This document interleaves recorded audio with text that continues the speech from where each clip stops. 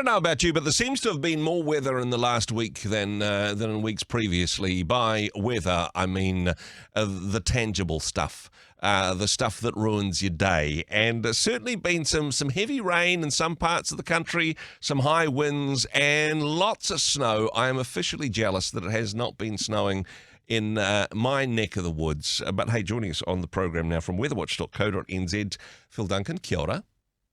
Kia ora, hello. I mean, this must be the most exciting time of the year, the most wonderful time of the year. I think it's a song, isn't it? With all the snow and the road closures and weather warnings, nothing too serious, but, well, just a little bit cold and disruptive, really. Yeah, it's kind of good to see a nice sort of snowy winter blast come through and have it not being too problematic. Yeah. Didn't cause too many problems, thankfully. It was just a little bit shy of getting to that level, despite the warnings, which showed that the potential was certainly always there for it, but it lacked a bit of moisture. So that's the reason why we didn't quite see the big snows. But the temperatures now are about to really drop down. Yeah. We're forecasting severe frosts, which means -6 and below.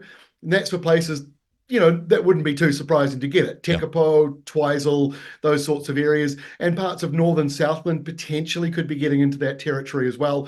And then gradually this weekend, as high pressure grows, we'll see some frosty weather getting into the North Island as well. But there's this low pressure zone that's going to be hanging around. So even though we've got a high coming in, this low is going to be pushed to the north of the country. And that means for Northland, and maybe for Auckland or Coromandel area, there might just be a little bit of showery weather coming through this weekend, or even some rain. Generally, though, I mean, that's the exception to the rule.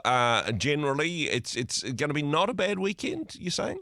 Yeah, it's pretty good. So the high pressure zone that was over Tasmania this week, and that's the reason why we had this big cold southerly, well, it's moving towards us and it's kind of going to split in half. So one bit of high pressure sort of will drift over the South Island this weekend while this low remains to the north. And then next week, the main part of that high should come on through, and that will push that low away from the north of the country, meaning that all of New Zealand, or most of New Zealand, will be dry and settled next week. There might be a few showers here and there, brushing Fiordland and maybe coming in around Southland for a time. Yeah. But overall, we are seeing a mostly dry week where almost every part of the country, except for Northland and Fiordland, are leaning drier than average. And this high might linger right through till the middle of August. Wow. So kind of the pattern of winter that has been, everything's big high pressure zones, big low pressure zones, and they're all slow moving with the exception of that weather bomb that skirted northern New Zealand a week or two ago. That moved through in about 24 hours, but everything else has been slow. Big and slow.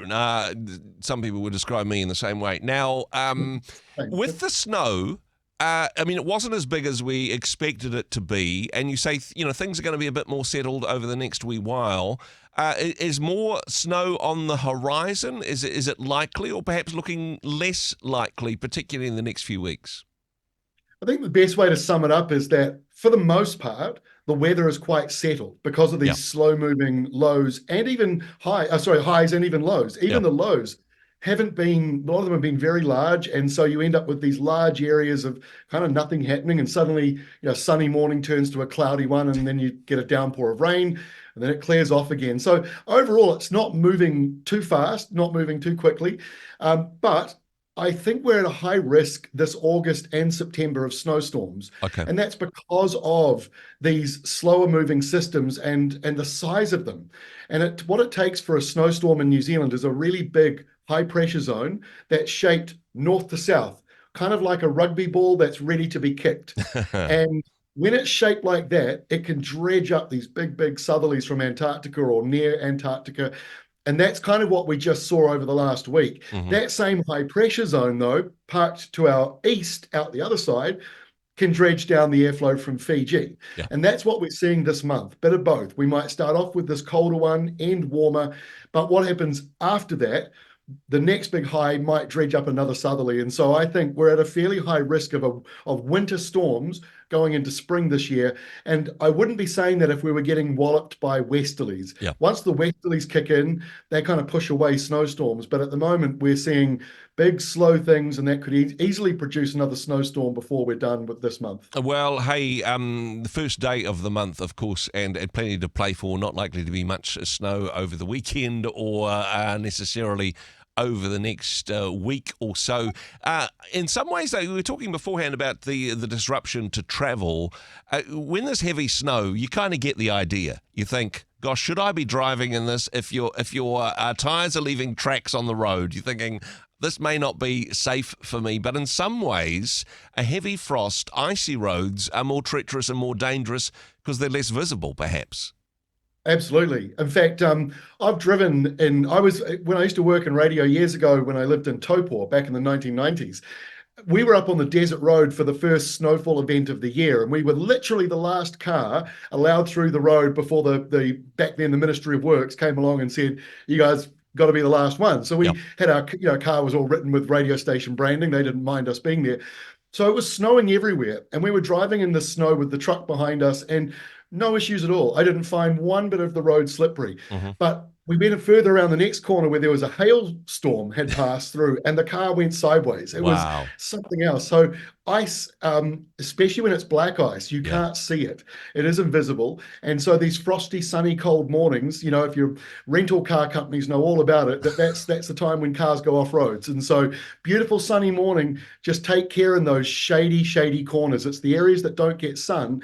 They might have frost on the road for the entire day. Won't melt if you're driving through Tekapo, for example. Exactly. Now, moving to the Northern Hemisphere, because, all eyes been on Paris in the last week or so, and gosh, they've had some changeable weather with sudden downpours muddying the waters of the Seine River and cancelling or postponing various events.